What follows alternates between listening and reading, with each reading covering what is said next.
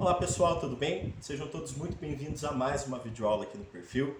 E hoje eu estou trazendo para vocês mais uma super aula e a gente vai falar de um tema que é de extrema importância para o pessoal que estuda música, já toca, né, e de repente não tem muito contato com esse assunto, que é a harmonia funcional. Tá? Principalmente aí para a galera que estuda instrumentos harmônicos, melódicos, violão, guitarra, baixo, teclado, voz.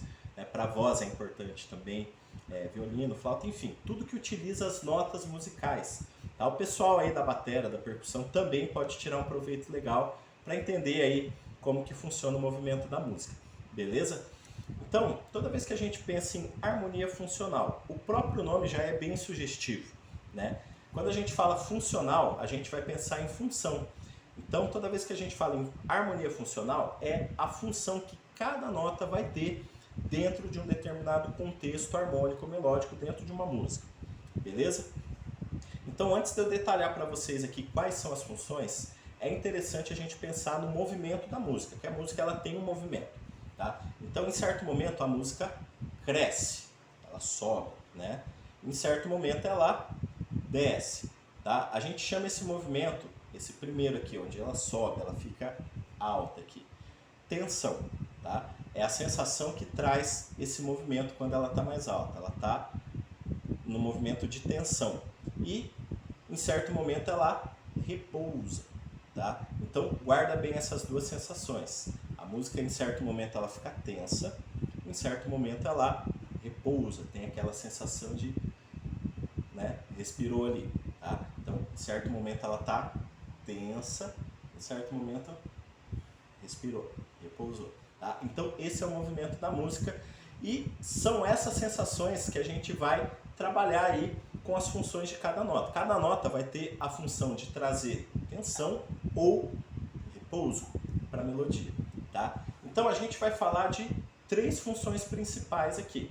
Tá? Antes de eu falar das funções ainda, é interessante a gente lembrar o campo harmônico maior, tá? Que daí fica mais fácil da gente entender.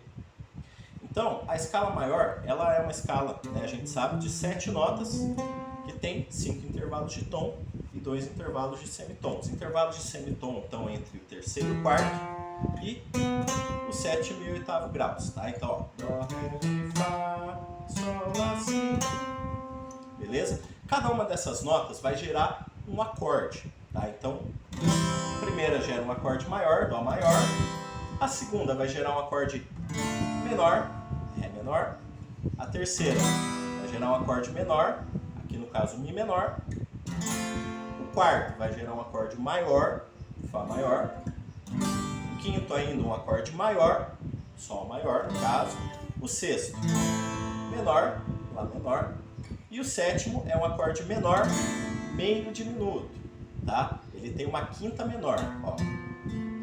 Tá? Então, ainda assim, mesmo sendo um acorde meio diminuto, ele é um acorde menor. Tá? A nomenclatura dele geralmente aparece sétima menor e quinta bemol.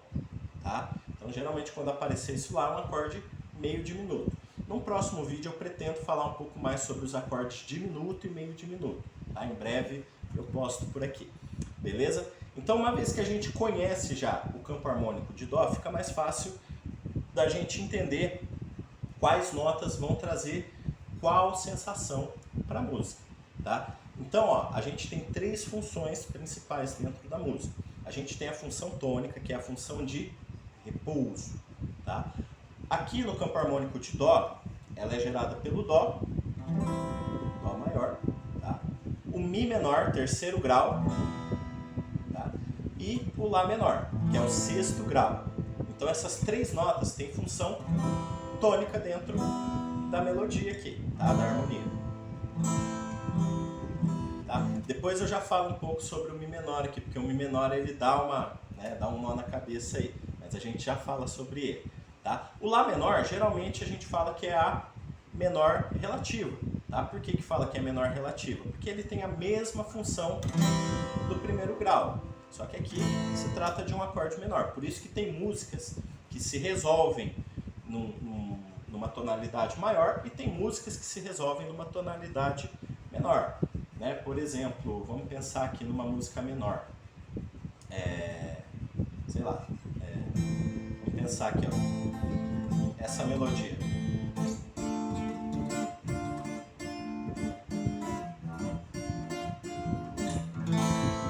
Resolveu aqui. Aqui é o ponto de repouso dela, tá? É aqui onde ela repousa, que ela tem a sensação de repouso dela. Mesma coisa uma música maior. E aí, repousou aqui, tá? Então, são esses três graus que a gente tem que trazem sensação de repouso para a música, tá? Que são da função tônica, guarda esse nome, função tônica, tá? E aí, partindo já para as tensões, a gente vai ter a função subdominante, que vai ter aí uma tensão um pouco mais leve, uma tensão moderada. Ela já sai da zona de conforto da tônica, né? Só que ela traz uma tensão um pouco mais leve, um pouco mais tranquila. Aqui no caso da escala maior, vai ser representado pelo segundo grau, tá? Que vai ser aqui no caso o Ré menor, e o quarto grau, que aqui vai ser o Fá maior, tá? Então essas duas notas, elas trazem um afastamento da tônica. A gente já não está mais lá naquela zona de conforto da tônica, tá? A gente já tem uma tensão um pouco mais leve aqui, beleza? Então guarda aí, segundo e quarto graus tem função subdominante, tá? E aí por fim a gente tem a função dominante, que é onde a gente tem um afastamento maior. A gente está completamente afastado da nossa tônica. A gente saiu completamente da nossa zona de conforto. E aí a gente vai ter essa função nos acordes, na nota, né, do quinto grau, que aqui representa o Sol, e o sétimo grau também, que é o Si meio diminuto, tá? Então, Sol, quinto grau, e o Si meio diminuto, sétimo grau, são função dominante. Elas trazem uma tensão maior para a música, tá? Então, ó, a música ela tem esse movimento. Vamos pensar aqui, ó, nessa melodia, 2-5-1. Clássico, tá? Ré menor, Sol e Dó. Então, ó, subdominante, dominante e tônica, tá? E aí, assim, eu pretendo fazer um vídeo sobre cada uma dessas funções, como que a gente pode aumentar a tensão e o conforto de cada uma delas, tá? A sensação de repouso de cada um, porque tem disso aí. Daí surgem, né, os intervalos lá, sétima, nona, quarta, 11ª, bemol, tônica, sustenido, enfim, a gente tem vários aí, tá? Mas, por exemplo, ó, a gente pode deixar um pouco mais tenso a subdominante, por exemplo, ó. E aumentar o repouso da tônica, tá? Então, a gente tem essas paradas que a gente pode usar aqui, né? Para aumentar aí a sensação de tensão e de repouso de cada uma das notas. A gente pode usar também isso, ó. Então, um pouco menos tenso, tá? E aí a gente pode aumentar a tensão aqui também, ó.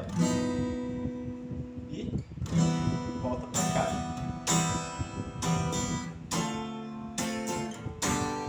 Tá? Em suma, esse é o movimento da música. Então a gente sempre pensa que nota que vai trazer a tensão, que vai fazer a música ficar tensa naquele momento, e que nota que vai trazer o repouso. Uma coisa é certa, gente. Acho que dá para perceber que assim, ó, essa nota, ela chama alguma outra nota, certo? A gente pode trazer ela para cá, e aí essa daqui, ela chama a próxima função, que é a função tônica, tá?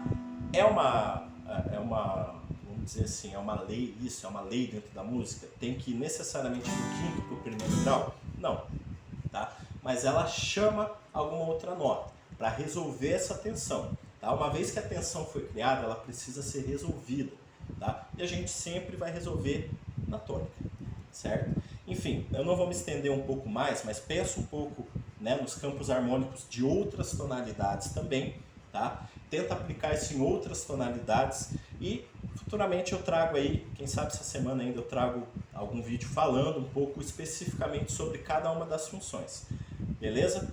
Pessoal, se tiver dúvida, deixa nos comentários, né? Quem de repente curtir, dá um like aí, compartilha, enfim, né? Todo aquele blá blá blá de youtuber aí, né? E espero que tenha sido útil para vocês um pouco dessa aula aqui, beleza? Valeu, grande abraço para todo mundo.